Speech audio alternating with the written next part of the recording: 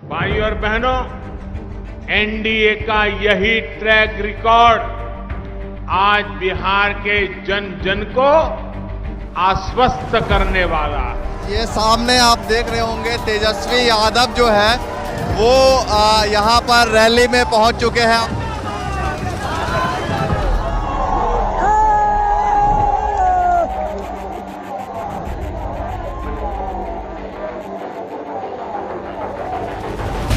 जय हिंद दोस्तों, आज मैं बात करने वाला हूँ बिहार इलेक्शन की कि किस पार्टी ने किसके साथ गठबंधन किया है, किस पार्टी ने किस व्यक्ति का चेहरा मुख्यमंत्री पद के लिए सामने किया है और किस पार्टी को जनता जनार्दन का समर्थन प्राप्त है। तो इन सारी बातों पर, इन सारे विषयों पर आज मैं बात करूंगा। उससे पहले यदि आप मेरे चैनल पर नए हैं तो आप मेरा चैनल सब्सक्राइब कर सकते हैं यदि आपको मेरा काम ठीक लगे तो।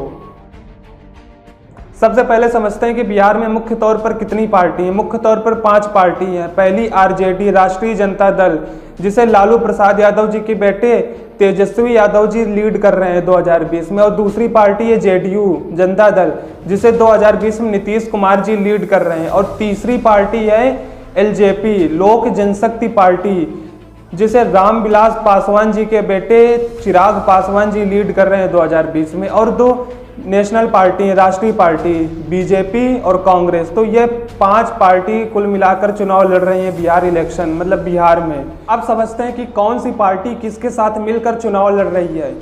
तो जो बीजेपी और जेडीयू, ये दोनों साथ मिलकर चुनाव लड़ रही है। और वहीं दूसरी ओर आरजेडी और कांग्रेस, इन दोनों का गठबंधन हुआ है। वहाँ पर कई छोटी छोटी पार्टी भी हैं जिनका गठबंधन हुआ है, जैसे कि सीपीआई एमएल, सीपीआई, सीपीआई-एम, ये तीनों पार्टी आरजेडी के साथ मिलकर चुनाव लड़ रही है, मतलब आरजेडी के साथ महागठबंधन किए हुए हैं। और वहीं दूसरी ओर हम पार्टी और वीआईपी पार्टी, ये दोनों एनडीए के साथ मिली हुई हैं। तो कुल मिलाकर के आरजेडी के साथ टोटली 5 पार्टी हैं। एक आरजेडी, कांग्रेस, सीपीआई-एमएल, सीपीआई-एम और सीपीआई, ये 5 पार्टी आरजेडी के साथ है। वहीं दूसरी ओर बीजेपी प्लस जेडीयू प्लस हम पार्टी प्लस वीआईपी, ये 4 पार्टी एनडीए के साथ मिलकर चुनाव लड़ रही हैं। तो इस तरह से ये दोनों पक्ष डिसाइड हुए हैं बिहार में।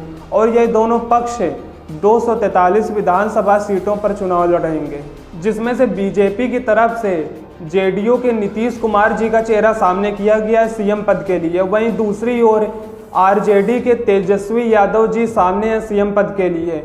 और चिराग पासवान जी की पार्टी एलजेपी सोच में पड़ी हुई थी कि वो एनडीए के साथ जाए या फिर अकेले ही चुनाव लड़े, तो उसने फाइनल डिसीजन लिया है कि वो अकेले ही चुनाव लड़ेगी। अब बात करते हैं बीजेपी और जेडीयू के गठबंधन के विषय में। तो हमें लगता है बीजेपी और जेडीयू का गठबंधन अंदर ही अंदर खोखला है। यह मैं क्यों कह रहा हूँ? यह मैं इसलिए कह रहा हूँ कि यदि आप एनडीए के पोस्टर्स पर नज़र डालें तो उसमें केवल नरेंद्र मोदी जी की फ़ोटो है।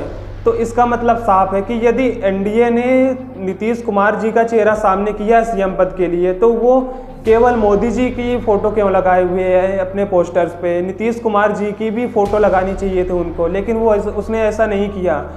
इसका मतलब यह साफ है कि यदि बीजेपी सीट अच्छी खासी ले आती है बिहार इलेक्शन में और एलजेपी भी अच्छी खासी सीट लेकर आती है जब 10 नवंबर को रिजल्ट आएगा, तो कहीं ना कहीं वो नीतीश कुमार जी की पार्टी को लग रहा है कि बीजेपी प्लस एलजेपी हो जाएगी, मतलब बीजेपी का गठबंधन एलजेपी के साथ हो करके और फिर मुख्यमंत्री एलजेपी की चिराग पासवान जी को ना बना दिया जाए। तो ये कहीं ना कहीं नीतीश कुमार जी को लग रहा है, लेकिन ऐसा हो नहीं सकता। लग रहा है, केवल हमें भी लग रहा है, क्योंकि इस पोस्टर्स को आप देखिए। क्योंकि यदि नीतीश कुमार जी का चेहरा बीजेपी ने सामने किया मुख्यमंत्री के लिए, तो उनकी फ़ोटो भी लगाना चाहिए था इस पोस्टर में। वहीं दूसरी ओर यदि रैलीज़ को देखें, मतलब एनडीए और आरजेडी, इन दोनों की रैलीज़ पर नज़र डालें तो दिखाई दे रहा है कि जो आरजेडी की रैलीज में जो जनसैलाब आता है वो एनडीए के रैलीज में जनसैलाब नहीं देखने को मिल रहा है। इसका केवल एक रीज़न हो सकता है या फिर 2 भी हो सकते हैं, लेकिन एक रीज़न मैं बता रहा हूँ कि इसका यह रीज़न हो सकता है कि बिहार में जो वोटर्स हैं वो 50% युवा वोटर्स हैं। और जो आरजेडी में जो मेन लीडर लीड कर रहा है आरजेडी को, वो तेजस्वी यादव जी हैं, मतलब वो भी हल्की उम्र के हैं। तो इसका मतलब साफ है कि जो बिहार का युवा है वो युवा लीडर को ही चुनना चाहता है, इसलिए वो तेजस्वी जी की रैली में सबसे ज़्यादा पहुंचता है। वहीं दूसरी ओर एनडीए मतलब मोदी जी की रैली में उतना जनता जनार्दन नहीं पहुंच रहा है जितना तेजस्वी यादव जी की रैली में पहुंच रहा है। तो इससे आप समझ सकते हैं कि किसका समर्थन वहाँ पर सबसे ज़्यादा हो रहा है बिहार में, क्योंकि आप रैली से ही समझ सकते हैं। लेकिन इसका दूसरा पक्ष भी हो सकता है, यह भी हो सकता है कि तेजस्वी यादव जी की रैलीज में केवल मुस्लिम और यादव वोटर ही जाता हो। लेकिन एनडीए को भी कमज़ोर मत समझना, क्योंकि वो भी मोदी जी के चेहरे के बल पर काफ़ी बड़ा जन सैलाब अपनी ओर आकर्षित किए हुए हैं, तो वो भी कहीं कमज़ोर नहीं है। वो भी जीत हासिल करने में उतनी ही टक्करी दे सकता है जितना कि आरजेडी एनडीए को टक्करी देगा।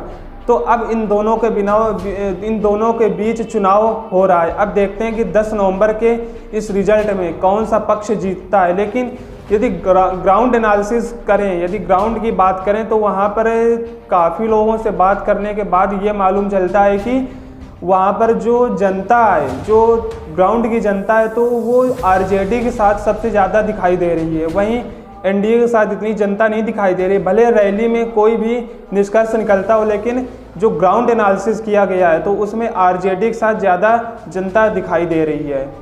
हम लोग नीतीश कुमार के वोट आऊ न देंगे। कारण क्या है कि हम लोग से वोट लेकर जाके बीजेपी वाले के गोदी में बैठ जाते हैं। जी बेवकूफ़ बना रहे हैं बिहार वासियों को। वैक्सीन बना ही नहीं है, बोल रहे हैं कि वैक्सीन हम देंगे। कहाँ से देंगे वैक्सीन? पूरा इंडिया में वैक्सीन बना ही नहीं है और वैक्सीन देने की बात करते हैं, कहाँ से देंगे? सिर्फ वोटिंग के लिए वैक्सीन चाहिए।